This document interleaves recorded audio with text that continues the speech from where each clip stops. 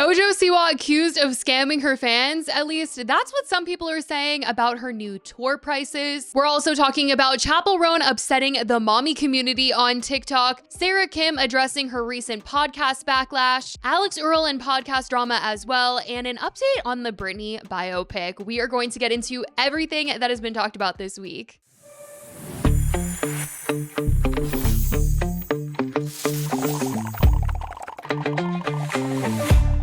Hey guys, it's Christy and welcome back to the weekly TEACAP. We're breaking down all the stories that we didn't get to cover throughout the week. And this first story that I want to talk about has to do with the Britney Spears biopic. And if you guys watched Just Trish this week, I did guest co-host and fill in for Oscar on Tuesday, and we did talk about this, but I wanted to talk about it with you guys because for the last couple of weeks now, I feel like I've been doing a lot of these Britney Spears biopic updates because there's been a lot said about who might star in this movie and who is going to play the role of Britney Spears. And of course, we've talked about the fact that Millie Bobby Brown has been thrown around into the mix, Addison Rae has been talked about, but nothing has been really confirmed. And it seems last week things got really out of hand as Sabrina Carpenter and Ariana Grande's names were thrown into the mix. And I just don't see Ariana playing Britney. Like, there is no way. She is a pop star in her own right, so is Sabrina, and I just feel like it would be too conflicting to see Ariana play Britney. It just doesn't make sense to me at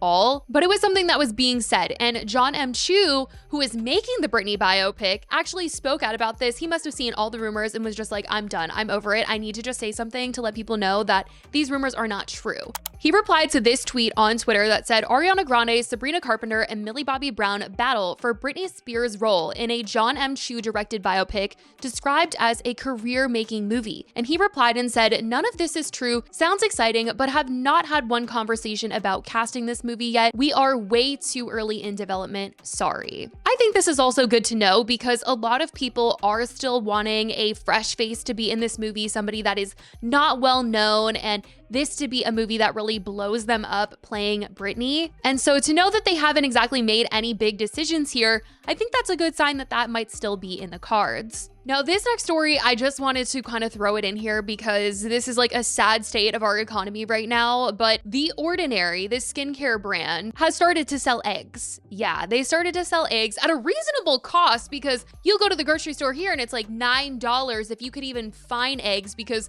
they are just not on the shelves at the grocery store right now. I honestly thought that this announcement from The Ordinary was a joke, but they were actually being so serious about it. They had posted on their Instagram recently saying, we heard New York City needed eggs. This weekend, you can get 12 ordinarily priced eggs at our stores for $3.37. No frills, just eggs while supplies last. And they listed the 2 locations that they would be selling these eggs. And of course, the reactions were just like, wait, what do you mean you guys are selling eggs? You guys are a skincare brand and suddenly you are selling reasonably priced eggs? Someone said the fact that it takes a beauty brand to provide affordable groceries is sad, but I'm sure a lot of people are thankful and happy. Hopefully people purchase them that truly cannot afford the inflation costs and doesn't end up just an aesthetic piece from already wealthy influencers. Someone else said, for a minute, I thought this was an April Fool's joke, then realized it's not April, and they said no jokes, just yolks for an ordinary price. And honestly, I'm here for this. If they want to sell reasonably priced eggs, it's nice that someone's doing it. Now, as for someone that hasn't made the best impression with the internet this week, Chappell Roan has found herself in some trouble. First of all, people were just not happy that she went on Call Her Daddy because they just felt like this wasn't the best place for her to be interviewed. They felt like her and Alix just weren't going to vibe like she would on a different podcast. But during the interview, something that she said has now gone around online, and a lot of mommy influencers are not happy with what was said. She was talking about how she doesn't have a single friend that has children that is happy. All of my friends who have kids are in hell. I don't know anyone. I actually don't know anyone who's like happy and has children at this age. I have like a 1-year-old, like 3-year-old, 4 and under, 5 and under. I literally have not met anyone who's happy anyone who has like light in their eyes, anyone who has slept. A ton of moms have responded to this online, and they've actually used the audio from Chappell saying this, and they've edited together clips of them with their kids smiling, being happy, artwork that their children have made them saying like, I love you, mommy, and all of this stuff that makes it seem like, you know, they are happy and that they're really hurt in hearing Chappell say this. People commented and said, imagine being one of those friends that confide in her about being an exhausted parent only for her to share it with the world in a negative way. Real friends would never talk about their friends like this. Overall, a lot of people were just not vibing with Chappell's opinion here of having children making you unhappy. It just turned into a whole messy conversation online. She definitely triggered a lot of mommies out there that did not love what she had to say. But speaking of mommies on the internet, or mommy to be on the internet, Sarah Kim, who we recently talked about in a video, has responded to the podcast backlash that her and her husband Andrew have received. Basically, Sarah went viral because she started posting a podcast with her husband Andrew where they talked about their marriage. They talked about how they met, them getting married, them moving in together, and their journey expecting a child together. Now, in them detailing their marriage, there were a lot of things that the internet did not love hearing about Andrew. Specifically, when they first moved in together, he played a lot of video games and people just didn't like that. It really stuck with people, even though they said that he doesn't currently play video games like he did back then, and he had just gotten a new computer when they first moved in together, and it was just bad timing, and he didn't know, how to be respectful about playing video games and when to go to bed at a timely manner. But as they talked about their marriage and going through things and understanding each other's like financial goals and just how they are with finances, they talked about this period of time where Andrew wasn't really working for 2 years and Sarah was really providing for the family. And it really stuck with people, especially when they were talking about her dad and how her dad used to work like 70, 80 hours a week to provide for their family so that, they never had to really worry about things. And people were calling out Andrew saying, her family is telling you this because they want you to get up off the couch from playing video games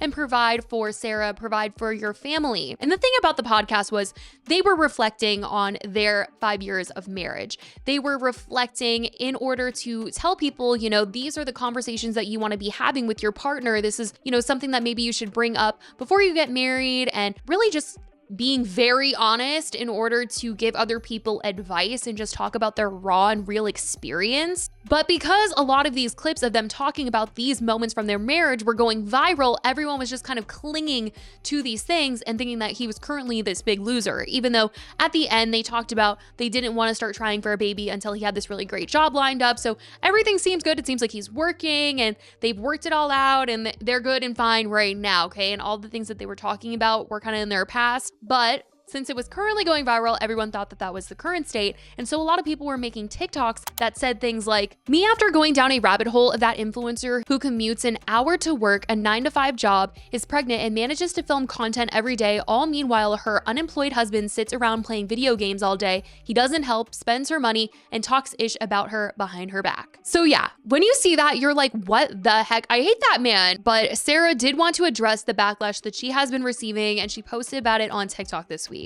Many of you come from a place of care, and so just wanted to take the opportunity to clarify some things. Andrew and I, from the very beginning, we have committed to being there for each other and supporting each other through anything and everything. And so even in the beginning of our marriage, I've had long periods of time where I didn't have a job, whether that was because I had quit a job or been impacted by mass layoffs, and Andrew was the one who had fully supported us through that. And so in the season where Andrew's in between jobs, I am more than happy to stand by him. And even through this transition, he did everything that he could to make sure that we're taken care of, whether that's from picking up part-time jobs, freelance gigs, helping me with all the back end of my social media platforms, and along with finishing his master's. And right now he's working a full-time job that he very much loves, which I love for him. And it's already come with so many blessings. And the biggest one being us being able to move into this house where we get to start our new family. And Andrew is so passionate about bringing health to the church, and he wants to be a part of cultivating that culture of integrity, safety, and love. And so for those of you who have followed our journey for quite some time now, I am very grateful that you have gotten to know the Andrew that I very much still love to this day. The man who pampers me with daily massages from day one, has never let me even do a load of laundry. The man who's my absolute safe space and my home. And I cannot imagine having anyone else be my husband and the father of my future child. I care so much about people being celebrated for truly who they are, and I wouldn't want anyone else to have to experience their life or even their loved ones to be misrepresented. So that is what Sarah had to say on TikTok in response to this whole situation. She did turn the comments off on that post, but at the end, people just are hoping that she's happy and that she's supported, and they're wishing her love on her new mommy journey with Andrew.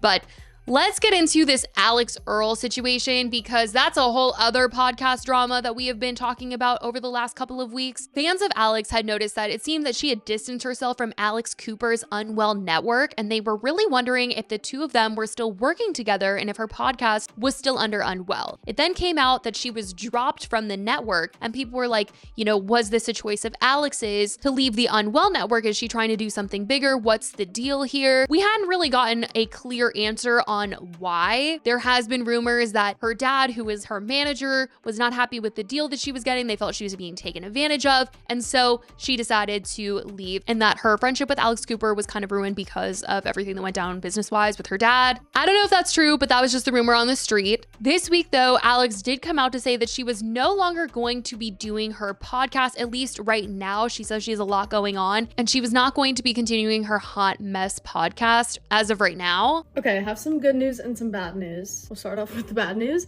I have to put a pause on podcasting right now for the foreseeable future. I don't really want to get into the details of it all, and I kind of can't get into the details of it all right now, but I've loved it so much, and I'm really proud of what I built with the podcast. And those of you who come back every week and listen and watch, I love you so much, and I don't want to just leave you astray and not leave you with anything, and I also think I would lose my mind. So good news is I'm going to be putting out weekly vlogs for the foreseeable future. I'm going to be on YouTube. The first one's coming out tonight, and it's basically like a behind the scenes of my life. You're just sitting in the room with me, and I've really wanted to incorporate vlogs more into the podcast, and I know a lot of you guys have wanted to see vlogs. I love the one we're putting out today. It's me and my family over spring break and a little bit of going to Jake's show, and then next week I'm literally going to take you guys to Ultra with me. Of course, her saying this and saying that she couldn't really talk about it then led people to go to Alex Cooper's Instagram and be like, girl, what the heck is going on?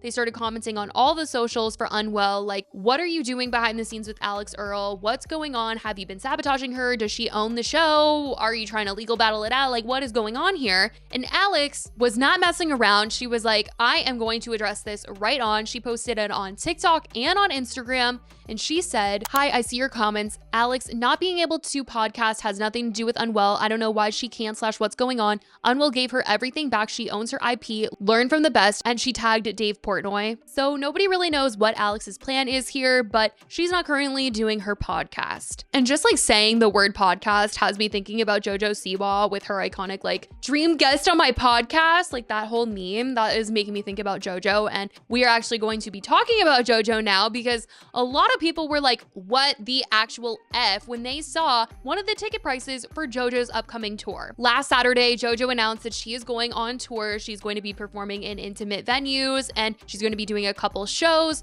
She's gonna be singing Karma and some of the other songs from her EP. She says that this was years in the making. She's really excited to be going back on tour. And so of course, people were curious. They went to go look at how much tickets were for JoJo, and one of the tickets is $900. And people were shocked when they were reading the details of what this $900 ticket got you. This is for the Dream Guest VIP ticket. And on the website, it says it will get you 1 general admission ticket to the show, watch the show from a designated audience area of your choice, exclusive invitation to JoJo's live show set up before Q&A and sound check with JoJo, help JoJo put together the show with song selection input, exclusive autographed JoJo memorabilia worn during the show, access to JoJo's pre-show sound check featuring a Q&A with JoJo, pre-show meet and greet and photo opportunity with JoJo in front of the VIP backdrop, VIP exclusive merchandise, commemorative VIP laminate and lanyard, early entry into the building with prior access to the floor, pre-show merchandise shopping opportunity, on-site VIP host, and it says limited availability. So people started to read into this and they were like, what the heck? Wait, what do you mean setting up the show?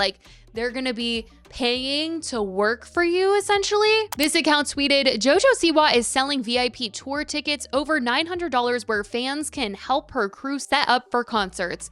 Billed as the Dream Guest VIP option, priced over $900 per fan, the package includes an exclusive invitation to JoJo's live show setup and the ability to help the Dance Mom alum put together the show with song selection input. And people replied to this saying, paying $900 to work that? Absolutely insane. Guys, for the low price of $900, you can attend JoJo Siwa's tour as a VIP and help set up the stage as part of your experience. Does anyone have a spare $900 so I can help JoJo Siwa's crew set up for her shows? This would be nice if done by an A-list artist, but $900 is still way too expensive. And honestly, that part, because if this was Taylor Swift asking her fans to like come to the show early, do the meet and greet, and set up, people would be buying this ticket. Are you kidding me? Beyonce too, like any artist, everyone would be lining up.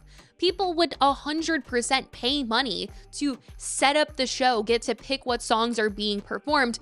But of course, people were looking at this like as JoJo's asking people to pay money to work for her, and oh, it just turned into this whole messy situation. And she ended up getting asked more about this. She went to a couple events this week and they were like, what's up with this $900 ticket? And she was happily answering it, saying that this was a very big experience that she was really excited about. Tickets that are priced around $900. Now you got to explain this for the people one time. I would love to actually explain this for the people. We figured out how to do an experience that hasn't been done, that often before. So pretty much we created the Dream Guest VIP experience. And what this is you actually can come to the venue while we're setting up the show, and you can watch the process. You can be involved if you want, you can help out. But what you're really going to get to do is help me pick the set for the night. So there's going to be a part of the show that you're actually going to get to control as the Dream Guest VIPs every single night. You're going to get to choose what I do. It's going to be really special. But then also in this VIP package, you get a piece of memorabilia from that show. So something that I wear on stage. You get an exclusive backstage tour with me. I kind of explain it like you're my that city bestie for the day. Like, it's just like you're going to be hanging out. It's going to be fun. Like, we'll probably order some pizza if you want some pizza. It's just going to be a ball. And then, of course, you'll get to watch sound check. We'll do the normal Q&A. We'll do meet and greet. But it's going to be really special. I'm really, really excited for that. And it's super limited as well. We're only doing 4 Dream Guest VIPs in every city. So it's not some sort of like, let me get 50 of these and try to get a big buck off of this. It's like, no, I wanted to create a super exclusive, super intimate, die-hard fan experience. I am curious to know if you guys think $900 is a solid price for JoJo to be asking for. I just feel like concerts are so ridiculously expensive these days. It's so upsetting. I remember when, you could go to a show and $30, a super expensive price would be like $100, $300. And now it feels like when you get onto the Ticketmaster website and you're looking for a ticket, like it's starting at like $300 and the nosebleeds are $100. Like, it is just unheard of. It's so messed up. I hate it. But that is what JoJo had to say about her $900 ticket, defending it, saying that this was an experience that she was very excited about. I will say, when it comes to JoJo, I kind of assumed that she was going to be releasing new music. Her announcement going on tour, I just felt like new music should be coming because like last year she came out with that EP, she did Karma, she did a couple other songs, and then she did a bunch of festivals. I feel like something new should come and something different, please. I just personally really feel like JoJo needs to do something different if she really wants to wow people and make an impression in the music industry. I think she needs to take the glitter off and she needs to hair down, stool, white wall, just something raw and real, a really good song that really, really captures her voice and people can just be like, wow, she does have talent or she is really good. I like this side of JoJo. And then she can go off and do whatever. But I feel like she just needs that one moment that really shocks people. And I think that she felt like these shocking moments where she's wearing these costumes and she's drinking on stage. I feel like she thought that was really what was going to shock people, but JoJo has been wearing costumes her whole career. And yes, she was kid friendly, and to see her drink feels a little wrong, and to see her lean into a little bit more of a sexier side, it does feel like not the Nickelodeon JoJo, but I feel like her doing something totally different from a costume, that's the stuff that's really going to stick with people and be like, whoa, okay, like let me pay attention to JoJo for 5 seconds and see what she's got to offer because it is looking a little different. And then then she can go off and do whatever. She could do the costumes and stuff, but I just feel like she needs like a big moment. And, you know, yes, Karma went viral, but not for the reasons that she probably wanted it to go viral. It went viral because people were making fun of her. So I don't know what her long-term goals are, but I feel like JoJo should try and do something very different than what she has been to really make a moment in the music industry. I guess we'll just have to see what she ends up doing, and hopefully she could drop her problematic friends along the way, because that's also the thing that keeps people from supporting JoJo, is the way that she talks so highly about people like Abby Lee Miller, and that she puts down the Dance Mom girls and she's friends with Colleen. Like, I just don't understand that at all. Like, at all. Especially with the way that she says she wants to have kids soon. It's like, these are the people you're aligning yourself with. It's concerning. But that's what's going on with JoJo, the $900 package that she is offering for her tour. I certainly want to know what you guys think about all of this, plus everything else we talked about today, the Britney biopic, Alix Earle's podcast drama, Chappell Roan, what she had to say on Call Her Daddy. Let me know all your thoughts in the comments. I love you guys so much, and I will talk to you in the next video. Bye, guys.